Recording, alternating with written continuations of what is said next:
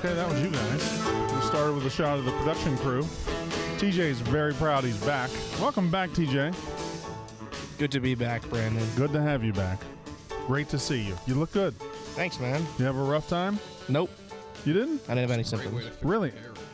What's that? It is a good mirror. Yep. All right, so no symptoms, so you're good. Yep. All right, welcome Vaccine back, tomorrow. TJ. The only symptom is hard work. True. Yeah, well, that's... You're absolutely right, Jeff. What was that? I have no clue. Are you Ed McMahon now? Just whatever Johnny Carson says? You I have just, no yes. clue why I did that. You know who the biggest fucking schlub in late night TV is? Andy Richter? No. I like him, but who's the biggest schlub? The fucking Fallon guy. First of all, I don't. Do you still watch late night TV? It's god awful. I watch Conan. Conan, yeah. Well, Conan's about off, right? Conan's like not even really a show anymore. Conan, well, it is a show, but like it's a very different type. Conan of just walks out and just sits. He does whatever he wants just now. interviews, yeah. Do you like his podcast? Not to shout I out don't any listen podcast to any podcasts. ever. That's actually not true. I do listen to a couple here and there, but I don't like consistently listen to anything, and I only don't listen to anything here because like I want to keep up. Do you with what's listen going on to Lights That was a Camera Barstool? You listen to it back? You don't do some prep work? here. I edit it. You don't do I some hear film what I work? Okay, that makes sense. I listen to the Dave Portnoy show. I only listen when my name comes up. Gotta.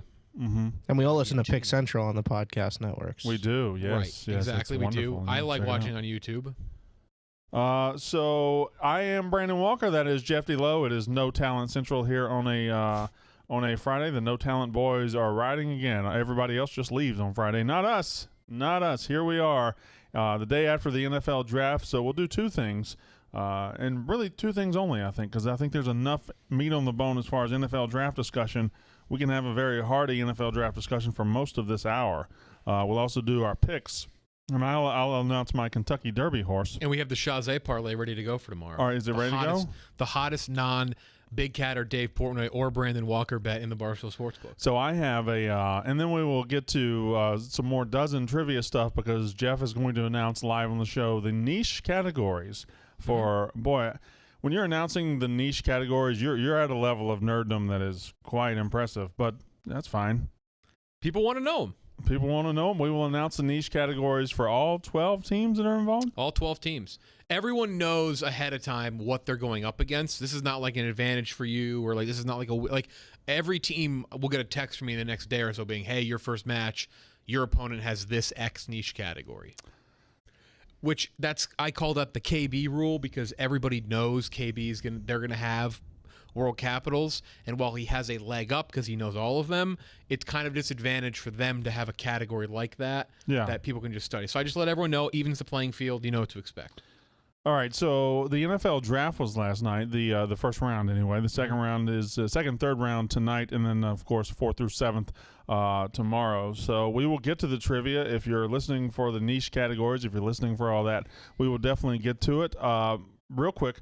Not even real quick. We can talk about it. NFL Draft Show. The Barstool NFL Draft Show last night. I hosted. I had Stephen Shea and Roan with me. And you, of course, were behind the scenes with David Blattman. It was, and there were other people behind the scenes as well. I thought it came off very, very well. And there were just moments that were pretty classic. I thought the 30 minutes starting with so we go into the Dallas pick, and we're just sitting there innocuously, and we have DeMarcus Ware and we have Trista Crick, and all of a sudden there's a trade, and the Eagles are on the clock now, and starting with that trade and the Eagles contingent coming on the clock and ending with the Bears trading up to 11. They went 10 and 11. It was chaos of the highest order. It was wonderful. It was, and those shows are all like it is the first 10 picks.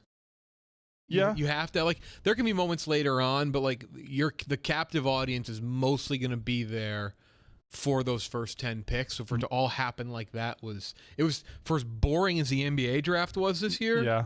This was flip side, very fun. Yeah, and we had the guests we had DeMarcus Ware for the Cowboys, but then on the Phillies, on the Eagles, so we had $1 million worth of game. We had Fran, we had Smitty, we had Roan hosting it because he's the Philly guy, and then we had Bob Saget, who's a gigantic Eagles fan. Who knew? Bob Saget of Full House fame, of How I Met Your Mother, many things. So Bob Saget's sitting there, and Bob Saget's just trying to sell his trading cards, and Gilly's just yelling at him. Nobody cares, Bob. And Gilly and Wallow are yelling into the void of nothingness. Yelling about Devontae Smith because that's who they wanted. Bob Saget did not want Devontae Smith. Did not want Devontae Smith at all. Every other Eagles fan wanted, and Smitty comes out of the clouds and says, if they draft a quarterback here, then I'm done. And no, I don't think anybody in the world thought they were going to draft a quarterback there. I thank God. Thank God. I don't have any ill will against the Eagles. I have a lot of friends from Philly. I just am so fucking tired of hearing them talking about not getting the guy for White. Like they always missed they always got second fiddle at receiver. See, I feel like that about Giants fans. When I first got to Barstool and they drafted Daniel Jones, and there were these like gigantic reaction videos, and I was like, probably could be a pretty good pick. Like it's not, you don't know if it's a good or a bad pick. And the Eagles are very, very dramatic about their draft picks. And last night, for all the booing, for all the dramatic when they don't get it right, when they did get it right and they popped and they got excited. Yeah, they do. Eagles, like when they are given something to be happy about, they are very happy. I will give them credit in that. Giants fans, I've talked about it on radio before. Unbelievable amount of complaints from a fucking fan base that has, for some people, 4 titles. In my lifetime, they have 4 titles. And for at least everyone watching this, 2. 4 titles and more Super Bowls than that. Arguably one of the most iconic Super Bowl wins ever. Yeah, they beat the Giants. I would kill to be a Giants fan. And that's my issue with Eagles fans a little bit, because like they don't really. You just won. You know what I've noticed with Eagles fans? If you didn't know in your mind that they won a Super Bowl 3 or 4 years ago, whatever it was, the way they act would never clue you into it. They act like it was just a momentary roadblock on the road to misery that they want to be on. One of my friends did say, he's like, but that was the expectation that would be sustained success, which I mean, I don't know. They were like a first down away from going back to the NFC title game that next year. Yeah. Yeah. After the Bears win. So I don't know. The Giants one is crazy to me. Though Daniel Jones may end up stinking anyway, so I don't know. He might. I thought in his first year he gets a bit of a long leash. I thought in his first year he showed enough, and then it's kind of he hasn't really progressed. So we'll see. And they added the Kadarius Toney last night and a first-round pick. The Giants. I thought they did a very good job. Great trade. They essentially got. I mean, they wanted Devontae Smith, I'd imagine. Yeah. And they ended up getting a guy who clearly they still wanted. I love Kadarius Toney. I think he's going to be outstanding. I would take Devontae Smith over him, but still, secondary prize there. Kadarius Toney in a first-round pick. Come on, you can take that all day, every day. And the Chicago guys were next. So we're just sitting there after the craziness of the Eagles-Cowboys trade. Boom, another trade. Here come the Bears. The Bears have to be trading up for a quarterback. And I don't know what you thought about it, but taking Dan aside, the actual Chicago guys, Barstool Chicago, on stream last night, couldn't have cared less that they were involved in this. They were telling us. I think they were telling you to shut up. They were telling me to shut up. I was trying to host the show, and they were not paying attention to the camera, which is fine. They were reacting like true, genuine sports fans, but they just couldn't have cared less that they were on camera with us. I don't know the last time we had all of them in this office. Well, that streak ends very, very soon, right? Yeah, they're going to all be here at least Tuesday, maybe Monday as well, and that includes Dante too. So five people. No, the whole crew. Yeah, the whole crew. A lot of NFL draft talk is good for the Bears. Is out there. Good for the Bears. We'll get to the Bears. Okay. I want to circle around and start with the main topic that we went into the draft. We thought we were just going to go into a draft. Somebody says, let me read this. Giants fandom is tough when you parlay it with the Yankees and Knicks being horrible for 20 years. Love the trade and pick last night. That's the dumbest thing I've ever seen written out. The Yankees? The Yankees won in 2009. Like the Knicks, no. I mean, okay, maybe if you're younger, like you can't parlay a fandom with another fandom to make it more miserable. You're just trying to be sad. You can't parlay a fandom with a fandom. We struggle parlaying the Yankees and the Giants. Fuck you. How old is TJ? How old are you? 24. So what's the first relevant Yankees title for you? He remembers 2009 for sure, right? No shit. Hold on, that was 12 years ago. I went to the parade and stuff. I'm not 10 years old. Yeah. He was 12. No, but Mike, obviously I was talking about before that. Oh, I see. Yeah. Like, well, they didn't win. The last one before that was 2000. Yeah, I was 3. Okay, so yeah. So I get that. Yeah. People are saying I sound funny today. Do I You sound. I'm getting that too. I have the funny voice modulator on your mic today, Okay. so I sorry, think Chad. because and I'm not making an excuse. Maybe my voice might be a little worn out. You got your smell back, I heard. I do have my smell back, and some taste back. I can taste like I can taste like salt, vinegar, stuff like that. Dewey Cox, you got your smell back. I can, You're not smell blind I can no more. smell. Yeah, very underrated movie. Very underrated. Very underrated movie. That is like it more. I've gone every time I smell watch blind.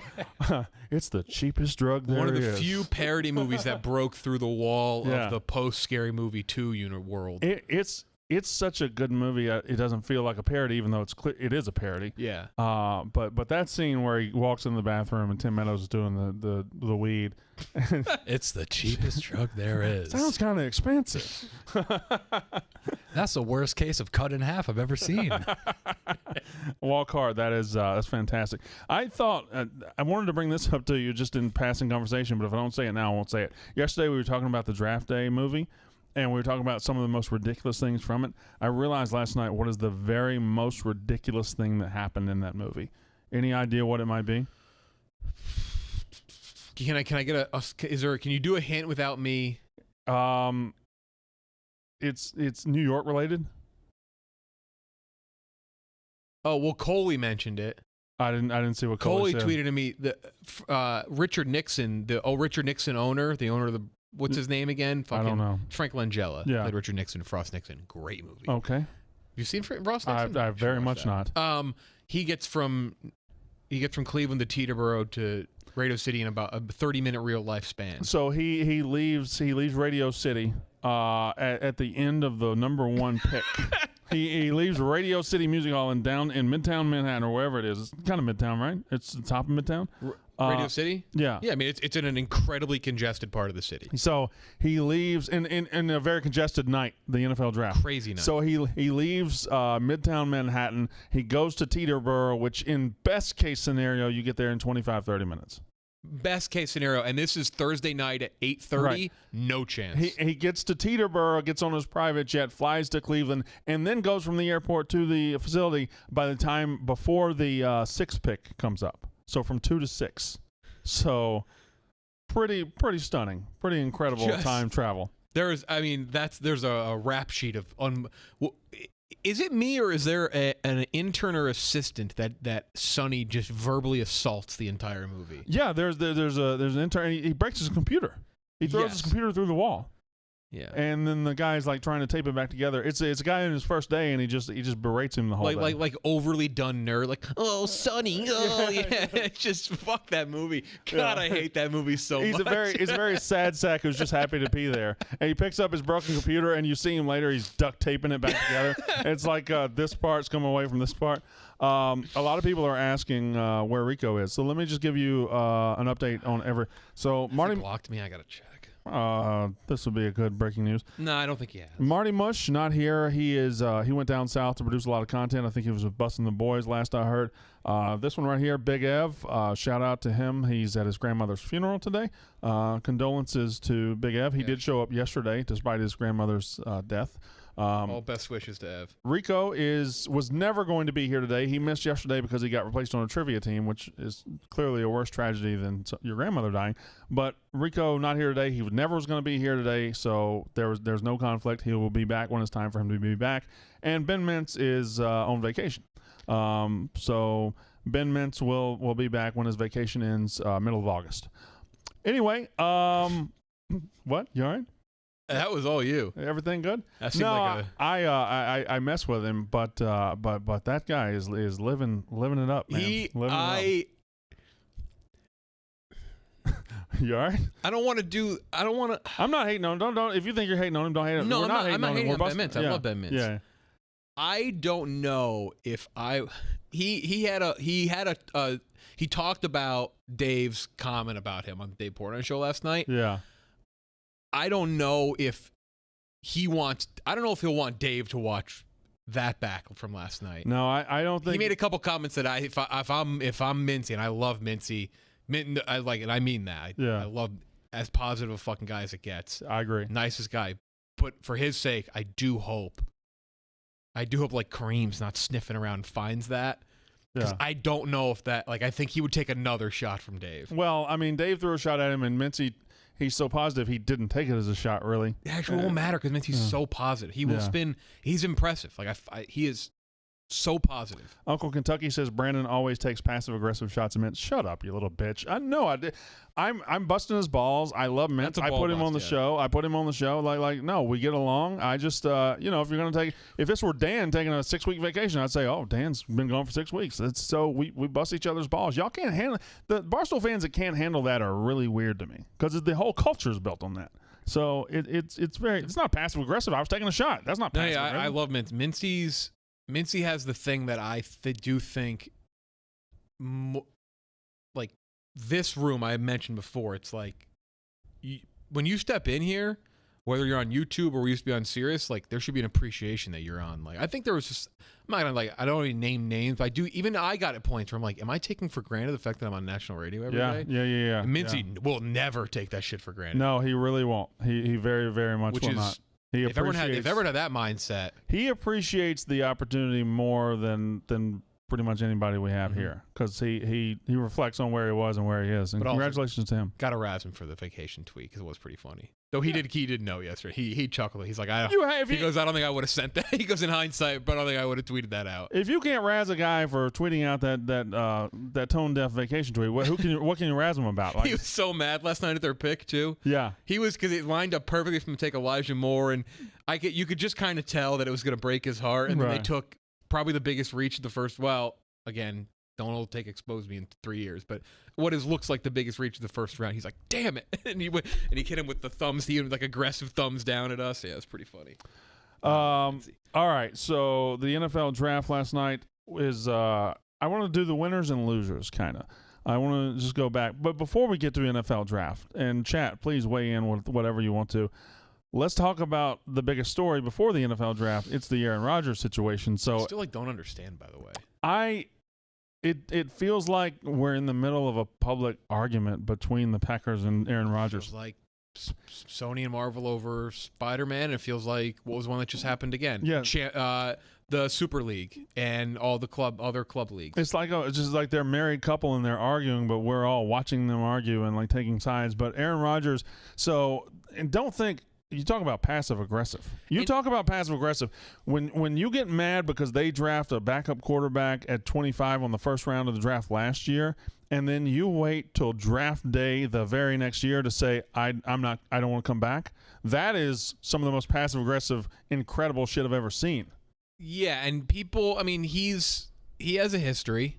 First of all, made a big donation to the Barstool Fund. Yep. Awesome. He and I as well. I gave $250, so me and him are the same. He's sharp with his opinion, but they also, like, I will say this, like, I know some people have their some people don't like Aaron Rodgers, and some people have like their thoughts and all that shit, and like his brother or whatever. But I tweeted this yesterday. It's an odd trend. Like, sure, you could blame Aaron Rodgers here. Maybe they haven't drafted one off like. Jordan Love's the only offensive skill position player they've drafted in the first round since Aaron Rodgers. Yes. Okay. Also, they've had 2 insanely good Super Bowl champion, MVP, first ballot Hall of Famers end their careers there potentially in disgruntled ways. That's an odd trend where maybe it's not Aaron Rodgers. Yeah. It's like I have to side with Aaron Rodgers here a little bit. Like it's too coincidental with the Brett Favre thing. It's like maybe this franchise just doesn't give a fuck. But I feel like it could be coincidental because Brett Favre in his 10, 12 years since he left Green Bay, whatever it is, he hasn't always chosen to have the best judgment or the best. Fair. Brett Favre could be kind of an idiot. It's possible. But I don't think Rodgers is though. I think Rodgers is calculated, and he's not like he's not the Ben Mintz of the NFL world, right? He's not like he's definitely got an edge to him. But I don't know. I have to side with Aaron Rodgers. I think a little bit on this one, especially like they got rid of Van Pelt and like that piss. Like they've done so many things just to piss him off. How can I counter argue this? Yeah. Somebody kind of mentioned it, and I will take it. So no, they haven't drafted in the first round, right? They haven't drafted offensive players in the first round. They still got a great running back, a terrific receiver, a very good tight end. They've drafted well no matter where they drafted them. So if you want to point at pure numbers, they didn't get in the first round, fine. I would take Devontae Adams right now wherever. Absolutely. I mean, he's you're terrific. not wrong. So I also am having fun with this in my head, and however minute the possibility is, the fact that I can verbalize it as an actual possible thing you could think about is incredible to me. Just imagine a starting quarterback in the NFL, a Super Bowl winning quarterback, a legend where he is, one of the top 5 players of his quarterbacks of his generation. Imagine that guy walking away to host a game show on TV. That doesn't even make sense, right? Did you watch his? I watched one of them. I don't know. I've had a hard time watching Jeopardy non-Trebek, but that's a different discussion. But it's really hard, and I gave him a shot just to see what it was fine. Yeah, it was fine. Yeah. But just the fact that you can even project that into the world, what an odd storyline that is. I also give him credit too for this. Look how quickly players demand trades these days, no matter the league, baseball, basketball, football. Like, it takes one thing. They've been pissing him off for like 6 years now. He finally said, like, even last year he played. Like, but they've done so many things to irritate him, and he only just made a comment. Again, I don't know. I know people are kind of polarized, and like some people really hate him, and that might be because we have so many like Bears fans here. Yeah, and maybe why I think that. But I kind of side with him here. Here's the issue with me. He's 37 years old, right? So I feel like Tom Brady's kind of wrecked the curve for a lot of guys. Like 37, if a team is going to mortgage their future for Aaron Rodgers, if they're going to say if they're going to give first-round picks, they're going to give young talent, then they need, at least 4 or 5 years. At 37, a quarterback has never in the history of football been able to guarantee, I'll give you 4 good years from 37 on, ever, except Tom Brady is now winning Super Bowls at 43 and 44, changes the business. But look at, like, Drew Brees this year. He could barely throw at 20 yards accurately. Like, he fell off the map. Phillip Rivers fell off. Aaron Rodgers could fall off. Aaron Rodgers could be Tom Brady, but you're going to have to mortgage your future to find out. If the Packers I don't think they're going to trade him. I think he'll play for Green Bay this year. I think it's all, like, the Packers came out last night and said, we're not trading him.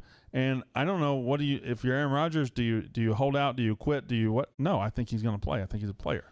Yeah, I would agree with that. I would be shocked if they traded him. If they didn't take, like, the Niners offer, which was a pretty good offer. Pretty fucking good offer. Strong-ass offer. Yeah, though maybe in their eyes, no, because they already have a QB. And maybe they're like, that's just not worth, like, I don't need, like, that. He bored us on that untradeable thing. Remember, he kind of got his first dose of, like, the Brady's done thing last year.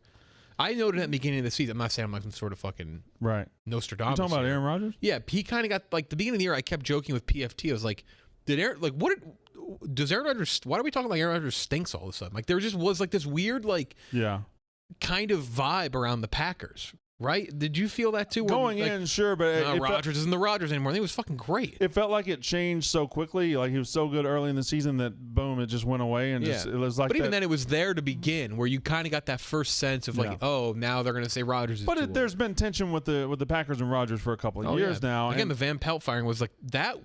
That was like his guy. That was like his dude, and he still didn't demand. That's why I feel like took so many things that had him piss him off. Whether you think maybe he gives him a fair shake or not, that took a long time, kind of warranted maybe. So a lot of people say the Denver Broncos could be the landing spot. You know, obviously San Francisco. If Aaron Rodgers is or becomes available, I feel like San Francisco's always going to kick the tires with whatever, even though they got Trey Lance now. You bring him home, you do all this, and Denver, Denver, if they were to get a second quarterback at the end of his career and make a run with that would be, they're just setting a new model. Yeah, and their defense is going to be really fucking good too. Yeah, they're a good football team, but there's a lot of good football teams in the league that could use a quarterback. You know, my team, Miami Dolphins, the very good defense. Weapons aren't really there yet, but the quarterback isn't there yet. So I don't know, man. I don't know. The Aaron Rodgers drama was an added piece. It's just so nice to have that shot of the NFL in late April. the shot of the news, and just it's the biggest sporting event not on earth. I think that's soccer, but in America, it's the biggest sporting event we have, the NFL football. And last night was fun to at least dive into the world, and this weekend will be fun to dive into. Yeah, the world. having it in person again. There's just I'm excited because that was like the only downside of the Browns being good last year was they actually got to do it in front of fans all year. But man, like that, having that fan base there for those, that would have been. So that's why I hope they're good this year. Just the fact, like hearing a full stadium. I pulled up a YouTube clip the other day of the Chiefs-Rams game from 2 years ago. Yeah, it's almost like surreal to watch with like a full crowd. You're like, what the fuck? It's so odd. Do you watch highlights from years ago and get like not PTSD, but get like, oh, none of these people are wearing masks. Oh, there's so many people here. Like it jolts you. No, I don't know exactly how to put it. But that's kind of like it was just. I was like, I almost just didn't remember. I was like, what was this like? Which is it's so fucking dramatic. And I'm like, I know like the COVID over dramatic bullshit is so annoying, but it did. I watched that highlights of that game again, and that was such a crazy game.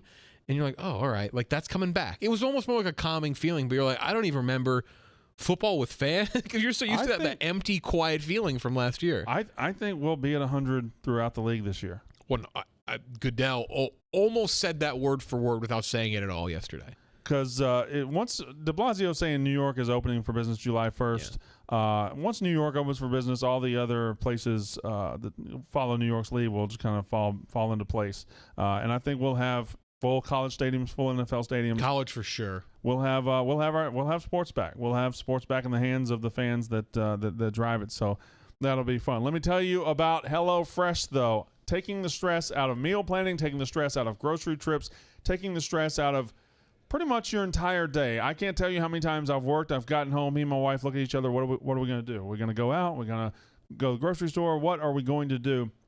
HelloFresh, you don't have to have that discussion. They send you a box with a bunch of freshly made ingredients in there. It's all good. You have individual cards for recipes. The recipes are all 30 minutes or less. My wife made me a HelloFresh 2 nights ago. It was beautiful chicken with some cheddar cheese on top and some sweet potatoes.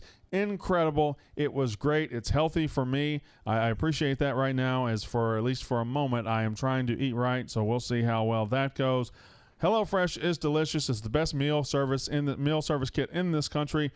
Go to HelloFresh.com/12picks. Use code 12picks for 12 free meals, including free shipping. Again, that's code 12picks at HelloFresh.com. 12picks at HelloFresh.com for 12 free meals. That's HelloFresh. All right, so we didn't talk about last night. I don't know how... I'm worried about BarstoolSports.com. I'm worried about it. I'm worried about the credibility of BarstoolSports.com because I hosted the show very, very capably. Roan did his job very capably. On the back end, I thought you and Blattman did an incredible job. It was awesome, the NFL draft show last night. 4 out of the 5 people there did their jobs exactly the way they're supposed to be done. And congratulations to us. You know, I don't want to toot our horn, but toot. So, but then we had our senior NFL draft analyst. We had Stephen Shea. And Stephen Shea had an insider, and that insider was feeding him picks. And we don't care about ESPN and NFL Network's agreement to not tip picks. We'll tip whatever the fuck we want. If we can't show highlights, we're tipping your fucking picks. We're tipping your picks. So that's what's happening. And Stephen Shea, for 7 glorious picks, was just a tipping fool. He was spot on. He was right on it. Yeah. And then we got to the Panthers pick, and what went wrong, Jeff? He was dead ass wrong. He was Justin Fields to Carolina. Justin Fields to Carolina. And when you think about it, I mean, they have Sam Darnold. I guess it could make sense, but he was very, very sure. When they actually came on Ian Rappaport came on the Screen NFL Network and said the only quarterback they thought about taking was Justin Fields right before the pick got announced. Okay, so it could have been right. It was like half. They at least discussed it, but it wasn't. And he announced to the world Justin Fields going to the Carolina Panthers in front of Carolina superfan Caleb, which I felt bad for Caleb in that moment. Caleb was gutted because Caleb wanted a cornerback, and they ended up picking a cornerback, but he didn't get that joy because it was taken away from him because it was told to him. So you guys, how many people were involved in this? It was me. So we noted we had – okay, so first fast forward to the end of the night.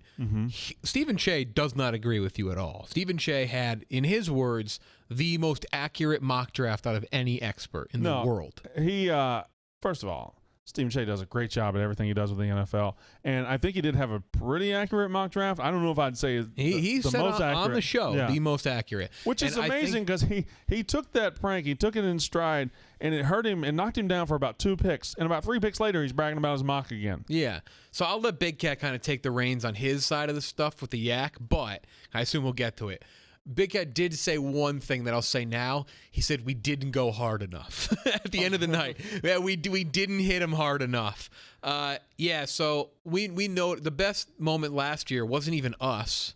Right. It was his actual insider, who we didn't talk to, who's just a big enough Barstool fan to know Barstool needs a little fun. So the insider from last year, who's a legitimate insider. Right. Like, I can't say who it is. Yeah. He duped Che into thinking that CeeDee Lamb got picked by the Cardinals. But he wasn't trying to dupe him, right? It was a mistake. No, it was a full-on dupe. Oh, he was duping him. Yeah, he full-on duped him. He said, sorry, I couldn't pass up the opportunity to... He's like, I see. And I guess like Big Cat eventually talked to him, that guy, and he's like, yeah, like I had to do it. It just seemed like it'd be a funny moment. So that happened last year. And it was such a good moment, so we got to do it again this year. How do we do this? So part of the problem was that the insider from last year wasn't able to tip picks this year. So we didn't really have a way to kind of have an in with anybody. And then I remembered I have an extra phone, like a burner phone. Yeah. Though it's not a burner phone. Why do you have an extra phone? It's because I wanted like a second phone for like just social stuff, and I don't really use it as much as I thought I would. Okay. But then I said, let's make it a burner phone.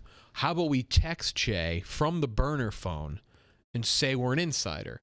Now, that's fine, but like you have to set it up. So former employee Brett Merriman used to work for the Broncos. Said, all right, Brett worked with Che. Let's have Brett talk to Che and say, I have an insider for you. Do you want an insider? So Brett sent this. So me, Roan, Big Cat texted Brett Merriman. Then there was an elaborate text sent from Brett Merriman to Che about this guy. He gave him his number and then texted me. But even at that point, we still said, here's the issue.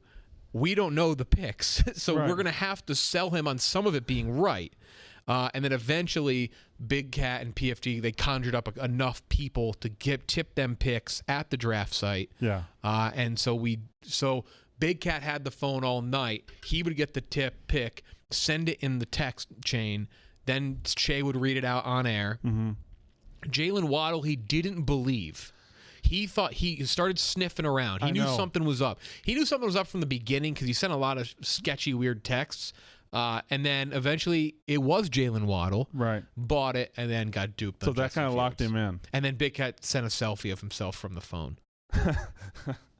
And, in the wrong hands, that prank could have been a little bit more cruel. In the wrong hands, that they could have been taken a little more cruelly. But Stephen Che just picked himself up and just moved right on. You know what my favorite part of that entire thing was? Not only that you guys elaborately did it, and it wasn't a huge conspiracy theory. There were probably 4 or 5 people involved. They didn't tell me. They didn't tell me till right before the show. They said it's going to be the Carolina pick. We're gonna do something to him, and that's all I knew. So I didn't know what it was. Probably for the best. But my favorite part was the absolute stud of a performance by Caleb. Yeah, Caleb, and then he hit him with the Travis Etienne these nuts at the end. Oh. And then Big Cat did a good job too, because he initially said Kyle Pitts. He goes, no, wait, sorry, and then said, I had conflicting, but it was Pitts. He goes, I'll only send 100% stuff next. So he baited him a little bit. So he made it look conflicting with something he got right. Che texting the insider though. Didn't Che start the group chat? He said, "Hey, insider. Hey guys, starting a new chain with our draft insider. Brett Merriman's friend who can tip us picks tonight." Then we didn't reply from the burner. Right. And then he texted 4 hours later saying, "Hey, insider, percentage Rodgers is traded tonight." I love how he just couldn't help himself. The one, so I did feel bad because I know Che cares a lot about it. And if like someone pranked me with trivia, like I'd be absolutely gutted. But he then texted the fake source the second the Niners went on the clock. I mean, it didn't even have their fucking logo up yet. Yeah. Like Zach Wilson had just walked off the stage. He sends a text group saying, "Any idea who this is?" Yeah. We're like, all right, no, he deserves it. And then elsewhere, he did kill it though. I do want to note that he put together a fucking insane amount of prep, and All I did was copy and paste for graphics. Want everybody to understand that it's all in good fun. It's all. Stephen Shea is incredible. His passion for the NFL draft is awesome, and he is a driving force behind why that show even exists, really. So Stephen Shea is great, but he did get one other thing wrong, hilariously. Well, that's the thing. He wasn't even as gutted about us fucking with him as he was that he did get an actual thing wrong. Well, Devontae Smith. Devontae Smith, he famously... And there were a lot of receipts. He famously came out and said that during the national championship game, great player, Heisman Trophy winner, not going to be a top 10 pick. And it's just so funny he went 10th. If he'd have waited one more pick, he's not a top 10 pick. Stephen Shea is right. But the Eagles traded up. He knew it right away, too. He goes, we're like, oh, this could be Smith. He goes, no, it is Smith. It's Smith. Once the Eagles traded up. So Devontae Smith goes 10th. I don't hate on him too much because I'm sure the Yak will go back to it and revisit it. I'll let Big Cat kind of chew on that one. Yeah, I'll do a full recap. But he was, when I was watching the national title game, I was like, this is going to be a top three pick. And Stephen Shea was more right than I was. Yeah, he absolutely was. Still a hilarious It wasn't a moment. bad call. Daniel Jeremiah, who I think is really good, really, really good NFL expert. Well, he's a fucking scout. But he kind of backed up Shea a little bit. He said 60-40. He said that's so. All right. So we'll talk about a little bit more NFL draft, and then we'll do the niche categories of everything. We haven't really even dove into the draft yet. There were so many. I'm just going to give you some takes, and I want you to see how you react.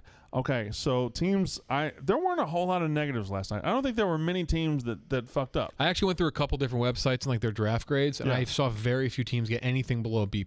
I think I think the Raiders probably reached on Alex Leatherwood at 17. That was a reach. The Jags might have fucked up. Did you see what Urban Meyer said? Etienne third down back. Third down, but you're drafting a third down back with a first round pick. I think Trevor Lawrence gonna be good. I think Urban Meyer's gonna stink. Urban, listen, look in my eyes, brother. This is not recruiting. You just don't go get the best players out there and just stack them on your bench because you can. You have to maximize your picks in the NFL. I think Trevor Lawrence is gonna be a good quarterback for the Jaguars under a different coach. That's my prediction. I think Trevor will be a great quarterback in the NFL. I don't know about Urban, but this was a misstep. Taken at 24, you've got a lot of holes on your team. You got the number one pick.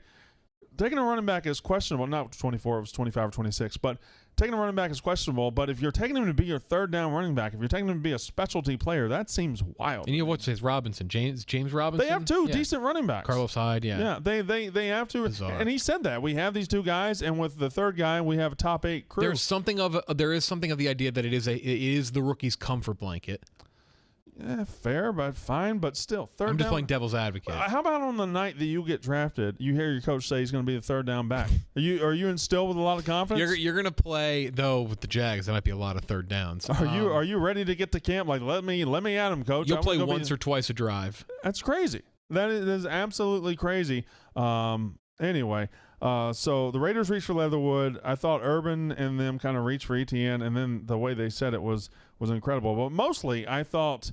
I think fans are taking one pick the wrong way, and it's really fans of the team.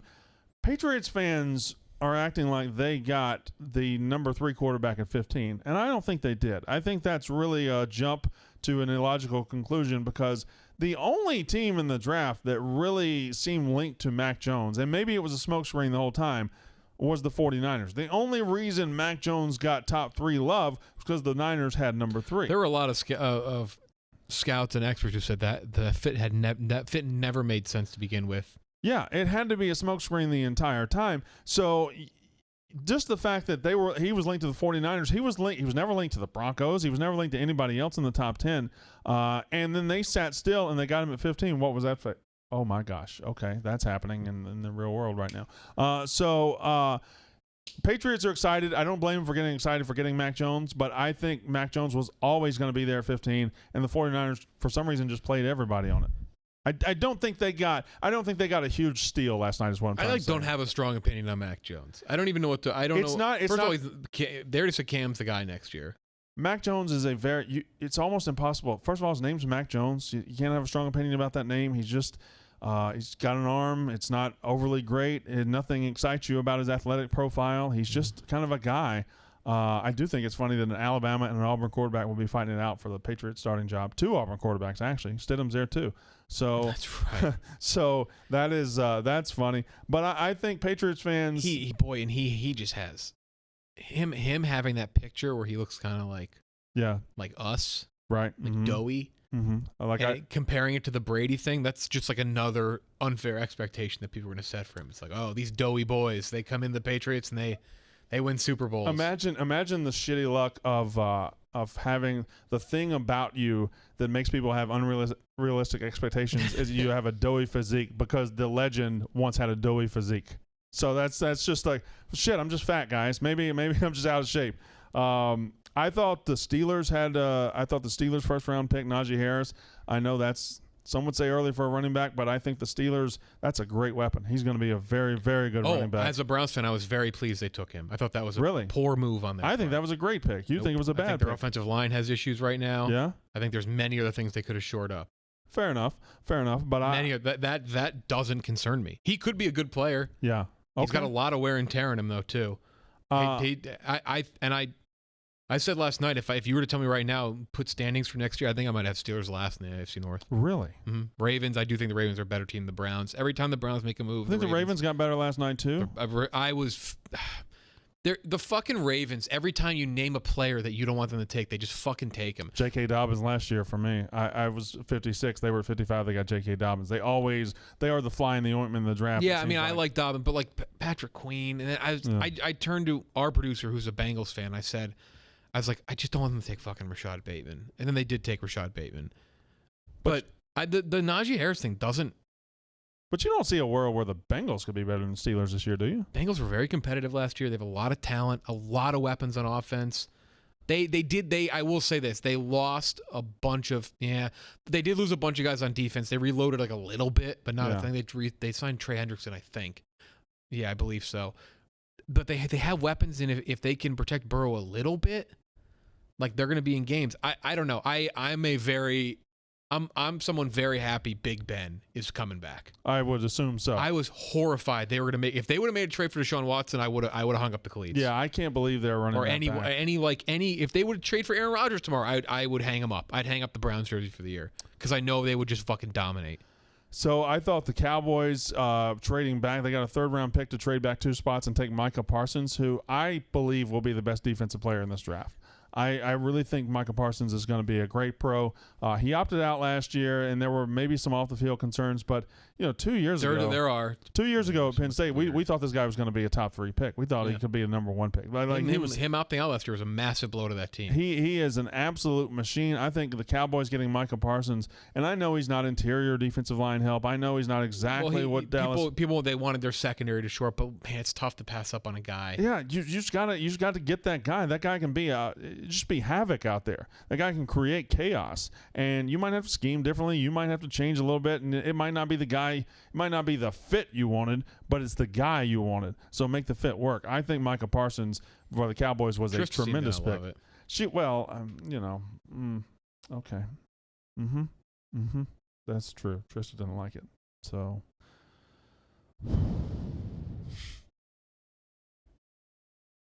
Okay. I got me and Frank the Tank. Yeah, you seem pleased. The Dolphins boys.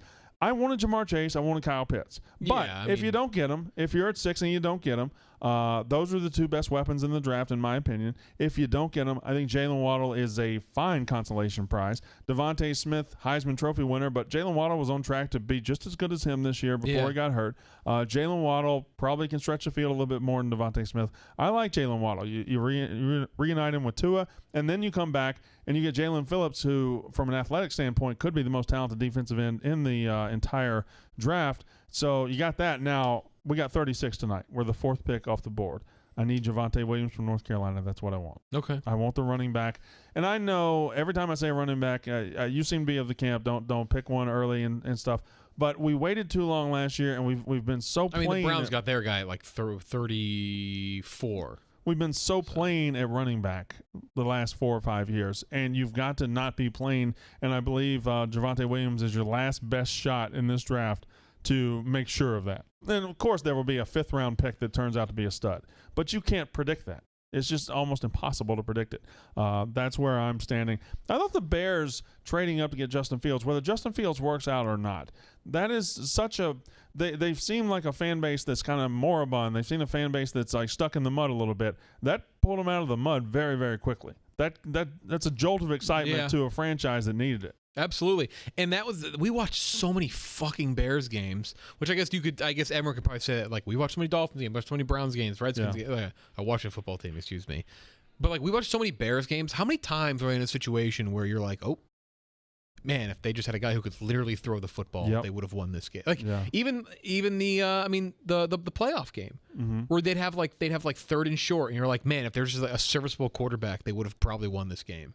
Yeah, no, they've been even when they had the great defense in the early 2000s. You know, the Rex Grossman was just a serviceable quarterback. They get to the Super Bowl. They had a Super Bowl worthy defense. It's been a quarterback problem for them for decades. Yeah, decades and decades. I feel a kinship with them because Miami, ever since Marino, just haven't gotten it right. And if you don't get it right, you just feel like a void inside you as an NFL fan. If you don't have that one position right, you really don't have a chance. Yeah, you're in the same boat. I watched an NFL highlight popped on my timeline the other day, and I remember almost every Browns game since probably 2001 when we got Sunday Ticket. Mm-hmm. I didn't remember it, and I remember everyone. It was Drew Brees' first ever game with the Saints was in Cleveland, and it was Charlie Fry. Can we for our next draft on No Talent Central? Can we do like mid 2000s Madden players? Absolutely. Men like remember Trung Candidate? He had 98 speed. All right. Who's that Michigan running back? Mike Hart? No, yeah. Chris Perry? No, yeah. I remember Azahir Hakim was like 98 speed for the Cardinals. Trung Candidate was always a great guy to just sign as a free agent in Madden. He has 98 speed from the University of Arizona. He was amazing. We got to do that. I don't know how we frame it. Gotta get this name. I don't know how we frame it, but it's going to be mid-2000s. PS2 Madden Draft. How about that? PS2 Madden Draft. I had GameCube. You played GameCube? Were your parents poor? I had PS2 and GameCube. Jesus. I had a GameCube too before my dad got a job. All right, so I'm still looking this up, but keep going. Man, I was very pleased with the Browns draft last night. I think Greg Newsom's going to be a fucking. Did I ever tell you solid DB? This doesn't matter to anybody else at all but me and you. My greatest franchise I ever had on Madden was on Madden 06, the one with McNabb on the cover. You know, with the QB cone and all that. It was the Browns, and William Green was the greatest running back I ever had. He was so good. He could break every tackle. He was going to be a fucking legend. He had that. He had like his breakout run in the most important Browns game of the new era. It's the Browns fans. It's the Run William Run where he broke up on a touchdown against the Falcons and they made the playoffs. And he was going to be great. And then things went to shit. And he got injured. He got stabbed by his fiance or something. A bunch of shit went down. Tanner Demera says GameCube is the best console. Shut the fuck up, Brandon. If you think GameCube is the best gaming console, you shouldn't be out here with the rest of us. You shouldn't be in modern society. The PS2 is arguably the best gaming console. So I had a PS2. PS2 is far and away the best gaming console. Before that, it's either Sega or Super Nintendo. Justin Fargas. Yes. Yeah, now I remember. That's a Justin fucking Fargas. Yeah, Was he in Michigan? Michigan, and I believe U.S. You know what? It's really weird. You just made me think of a Virginia Tech running back that I can't think of now. So I'm going to have to do Lee that. Suggs? No, was it the other one? The other one. There was two. Who was it? They had like a Thunder and Lightning. Right. Who was the other one? He played for the Lions. Kevin Jones. Was it Kevin Jones? Wait. No, Kevin Jones was UCF, right? Lee Suggs. It was Jones. And Kevin Jones. Yeah, Lee Suggs and Kevin Jones. Yeah. Well, who was UCF? Kevin Jones played for. Kevin Smith? He got drafted by he played for the Lions, the Bears. Kevin Smith was the UCF guy. Yeah. All right. Well, yeah, that's a good draft. And then there were Minnesota guys. Remember Lawrence Maroney and Marion Barber III. Yeah. Yeah, that's that crazy run with the Cowboys where he ran backwards like 30 yards.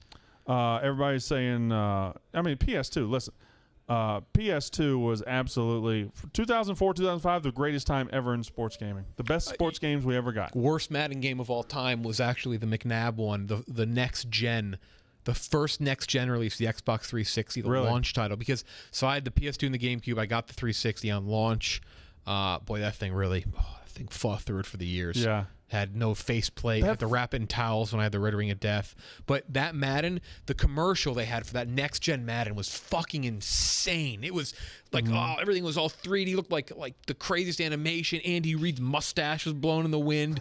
They showed like the T.O. gets injured, and they showed like where he gets injured. It might have been Javon Curse, but then you get the game, and they all looked like chodes. Yeah, it was so bad. Yeah. And they had no franchise. Like, you couldn't do anything. You could play a season. I don't know how it is on PS5, but that first Madden on a new console is never very good. You know, have we talked about Vision Cone?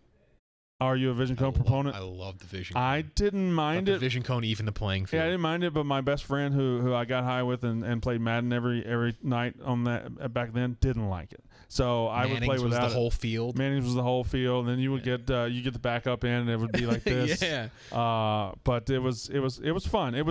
I thought that was a brilliant thing to put in the game.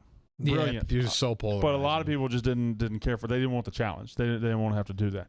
All right, so we can come back to the draft if we have time at the end. There's so many guys available today, and the Browns got Elijah Moore. I can't believe he's still available. Browns got one of the 6 guys. Elijah Moore is somebody that I do think the Browns may still take receiver. Mm-hmm. Greg Newsome was one of the 6 guys that I wanted. They all kind of fell that area. There are so many guys who I think may all go in the top 10 at a plethora of positions: edge, linebacker safety tweener. What's his name? Owusu Kamara. Owusu Kamara. Jokic. J-O-K. It's just You're okay. Jokic. Nikola Jokic. Yeah. Yes.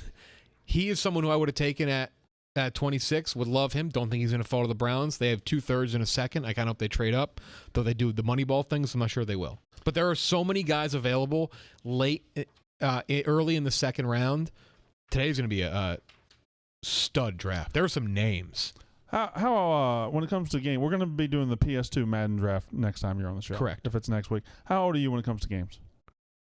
PS2, PS1, your first system? You go back to the Genesis. 64. Okay, 64. I technically had a Super Nintendo growing up, but 64 is the first time I can have like legit memories. I have my top 11 Sega Genesis sports games, and I'm going to blog soon, but I don't think anybody will read it. But I just wrote them down. No, you should definitely do that. Yeah, I just wrote them down. You and I, when we did the baseball thing, remember I based a lot of it off Ken Griffey Jr. baseball. I based mine on MVP baseball 2005.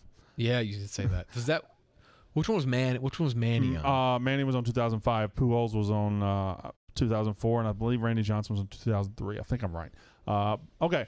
All right. So can't write those questions. Please don't ask me that in front of Chicago. All right. Before we get to the end of the show, we'll circle back to the NFL draft. But the dozen trivia. Oh shit! Yeah. We're recording it on Tuesday and Wednesday. We just got the schedule yesterday. I'm very pleased with when I play. When I played my first game all the way through the championship game. I like when that is for my schedule. I've gone ahead and told my wife I'll be a little late coming home.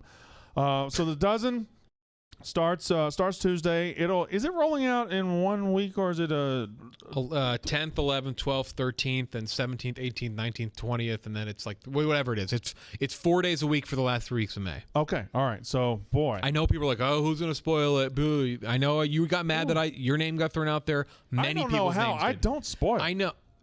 I know. All I'm saying is, I trust people to not spoil it. There's no other alternative. We can't have the set here. We can't bring people in back and forth for 3 weeks. This is how we have to do it. Let me do my picks real quick. Let me make sure I'm on my right.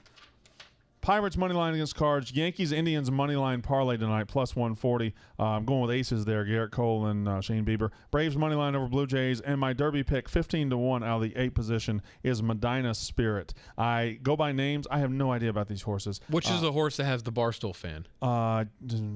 I don't remember. One of them's I saw it on Twitter. Yeah. But I don't remember. I just like I think not the name that I like the most. That's Soup and Sandwich or Rock Your World. I'm never right when it comes to that. It's I have to think about the name that I can see the Derby guy calling out as the champion, as the new winner. And Medina Spirit is a Derby winning name. Absolutely. That is a Derby winning name. That's a Triple Crown winning name. That's how good that name is. Medina Spirit. All right. The Barstool horse is highly motivated. Highly motivated. That also kind of sounds like it. It does sound pretty good. All right, we got everybody else's picks. I'll swing through them real quick, and then we'll get to these niche categories. I kind of waited a little late for the niche. I'm sorry. Yeah, we ran. Yeah. Twins minus 1.5 plus 150. These are Ben Mintz. Twins Royals first 5 under 4.5. Indians first 5 money line. minus 115. Grizzlies minus 11.5. Cavs plus 6.5. Lakers minus 6. That's Ben Mintz, who is 83 and 79. I believe he's probably in first place. Yankees minus 1.5. Rico's in first place. Rico's in first place. The only person All right, sorry. You just relax. Okay. Indians money line. Cavs plus 7 and Bucks minus 1. That's Marty Mush. And we will go with Rico. Yankees minus 1.5.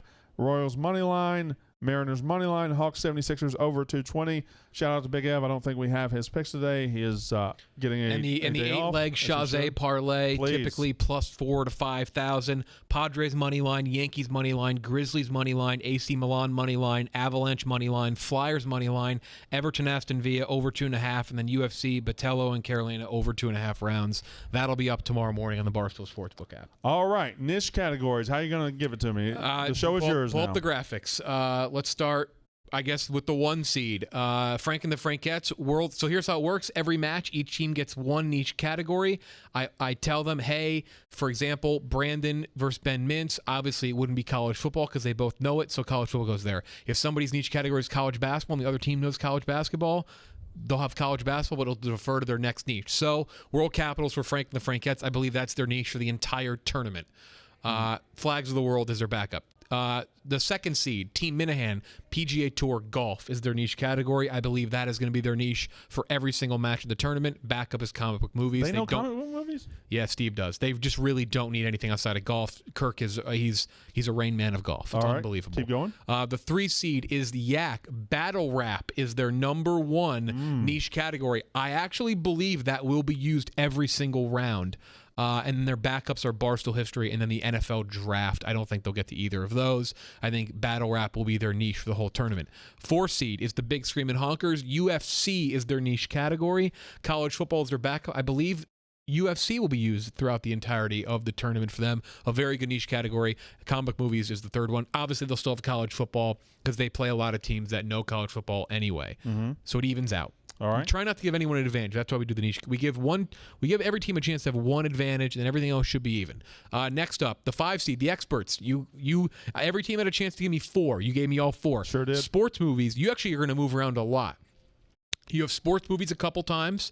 WWE is going to be used, I believe, the majority of the time for you guys in your niche category.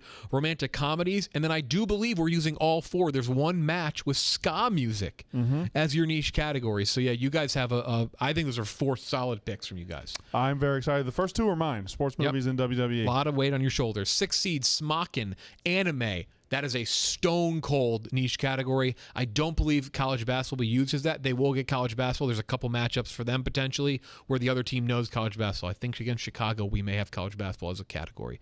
Anime is theirs. The 7 seed is the Misfits. College basketball is their main niche. Italian food is next. I believe Italian food will be used mostly throughout the tournament for them, followed by rap music. The 8 seed is Spittin' Chicklets, the National Hockey League. I do believe the Oscars is actually one they would use in future rounds. Is Witt drawn there? He looks like an oil painting. No, it's his picture. But the NHL is their main niche category. The 9 seed, Gen XYZ, college basketball is their niche, but I believe sandwiches is going to be used most of the time through. Large is he's a Rain Man on sandwiches. Alternative rock would be their 3rd option. The 10 seed is Team Nightmare. They used all 4 slots. Cheating. Romantic comedies is number 1. College football is their 2nd choice. I don't believe I have pop music or sitcoms anywhere, but I know their niche categories will be romantic comedies and college football at some point during the tournament. The 11 seed is Chicago. They only gave me NHL. And we talked for hours and hours and hours, and we only landed on NHL. But again, Chicago could score 15 points or 4. So you just never know. If the good Chicago shows up next week, they're winning the whole fucking thing. I'm just letting you know that right now. The 12 seeds, you have Uptown Balls, Map of the World. Apparently Tommy Smokes can look at a blank map and point out every single country by name. That's shocking. If that's true, that's a fucking great niche category. U.S. Presidents is 2nd, and then actually I do believe there is, if they play Frank and the Frankettes, obviously Map of the World would be a horrible niche category because KB would know it. They would divert to college basketball. And lastly, all 4 used for Team ZD Barstool History because now Dave is on Team ZD, will be one of their 4 niche categories, followed by MTV, snacks and candy, and fast food. 3 of the weaker niche categories. They weren't confident in any of them. Initially with Rico, it was going to be Nickelodeon was going to be top, but with Dave, obviously it makes sense to use Barstool History. Though I believe in the play-in game, their niche category will be MTV because Smitty's been around a while. Very Tommy quick question. knows that'll be theirs. How's battle rap going to work? Does anybody We know have anything a about battle rap expert. Okay. All right. And the niche categories are always, and keep this in mind, the niche categories are set up where if you gave me a good one, it should be a layup. They're always supposed to be easier. Yeah. We want to see scoring. You should get 3 points on your niche. At least 2. You should at least get 2. And if you don't double, that's on you. Coward. All right. Wow, that was strong. Thank you very much. No Talent Central is over. The Yak is up next. We will be back. Full crew, I believe. Marty, Big Ev, Rico. I think everybody's back on Monday. I know Ben Mintz is back. So I think full crew back on Monday. Thank you for watching.